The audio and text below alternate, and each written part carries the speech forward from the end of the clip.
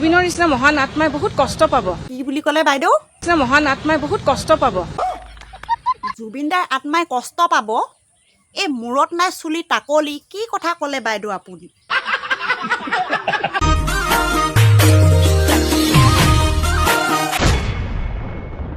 এ মামা, এই ইলেকশ্যনৰ আগত আপুনি কি বুলি কৈছিলে? যদি জুবিনক ন্যায় দিব নোৱাৰো আমাক আপোনালোকে কিয় ভোট দিব? আপুনি যদি আমাৰ মৰমৰ জুবিন দাক ন্যায় দিব নোৱাৰে তেনেহ'লে আমি আপোনাক কেনেকে ভোট দিম? সেইকাৰণে ন্যায় বিজেপিয়ে দিব।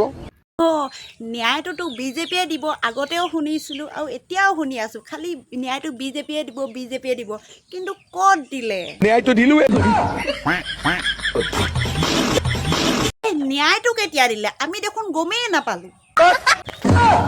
মাৰি ঠেং ভাঙি দিম। আমি যদি নাথাকিলোহেঁতেন ছিংগাপুৰে ৰেহাই দিয়াৰ পিছতো কেছ চলি থাকে নেকি? এই মামা, এই শ্যামকানু মহন্ত বোলে নিৰপৰাধী মানুহ, তেওঁ পত্নীয়ে কৈ আছে। শ্যামকানু মহন্ত নিৰপৰাধী মানুহ, শীঘ্ৰেই জামিন লাগে শ্যামকানু মহন্ত। নিৰপৰাধী মানুহক ভিতৰত সোমোৱাই থৈ আহিছে। আমাকো ন্যায় লাগে, আমি ভাবিব লাগিব যে নিৰপৰাধী মানুহক ভিতৰত সোমোৱাই থৈ দিছে। আমি আশা কৰিছো যে আমাৰ ন্যায় পাম, আমিও ন্যায় পাম, কাৰণ এইটো নিৰপৰাধী মানুহ এজনক ভিতৰত ভৰাই থৈছে। যি সময়ত চৌদিশে জুবিন গাৰ্গ হত্যাৰ গোচৰৰ অভিযুক্তই শাস্তি পাব লাগে বা জুবিন গাৰ্গৰ ন্যায়ৰ দাবী চলি আছে, তেনে সময়তে সমগ্ৰ বিষয় সন্দৰ্ভত মন্তব্য আগবঢ়াইছে শ্যামকানু মহন্তৰ পত্নী অনিতা ডেকা মহন্তই।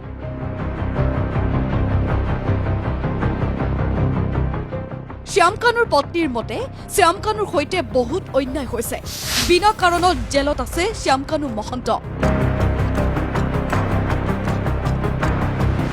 জুবিন গাৰ্গ হত্যাৰ গোচৰৰ সৈতে শ্যামকানু মহন্তৰ নাই কোনো সম্পৰ্ক।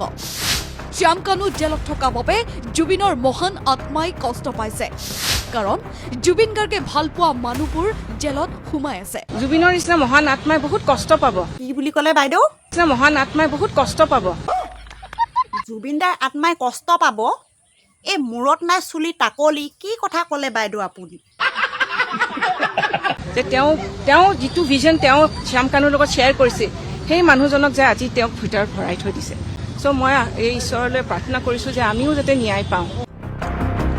আজি শ্যামকানু মহন্তৰ জামিন শুনানিৰ দিন। আজি আদালতত অনুষ্ঠিত হয় শ্যামকানুৰ জামিন আবেদনৰ শুনানি। যোৱা 10 এপ্ৰিলত শ্যামকানুৱে আদালতত নিজৰ জামিন আবেদনৰ বাবে দাখিল কৰিছিল।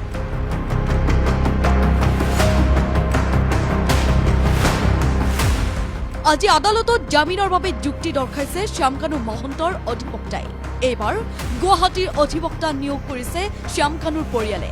পূৰ্বে কলকাতাৰ ৰাজদীপ বেনাৰ্জীয়ে ওকালতি কৰিছিল শ্যামকানু মহন্তৰ হৈ, আৰু আজি প্ৰাণ বৰা নামৰ অধিবক্তাগৰাকীয়ে শ্যামকানুৰ হৈ যুক্তি দিছে আদালতত। হয়, আপোনাৰ শ্যামকানু মহন্তৰ আজি যদি বেইল হিয়াৰিং আছিলে, সেই শ্যামকানু মহন্তৰ বেইল হিয়াৰিংটো আজি বৰ্তমান শুনানি চলি আছে। তো প্ৰথম পৰ্যায়ত আপোনাৰ বৰ্তমানলৈ এতিয়া যিখিনি হ'ল আৰু ছেকেণ্ড হাফত যিখিনি আছে আপোনাৰ কণ্টিনিউ প্ৰচেছত ছেকেণ্ড হাফৰ কামখিনি হ'ব।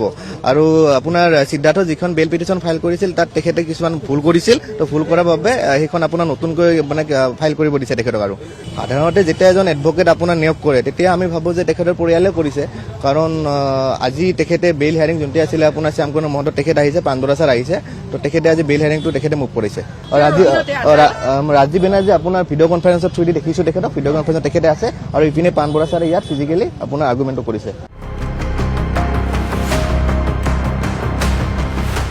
আৰু আজি অনুষ্ঠিত জামিন আবেদনৰ শুনানিক কেন্দ্ৰ কৰি গোচৰটোৰ পৰৱৰ্তী দিশ স্পষ্ট হোৱাৰ সম্ভাৱনা আছে।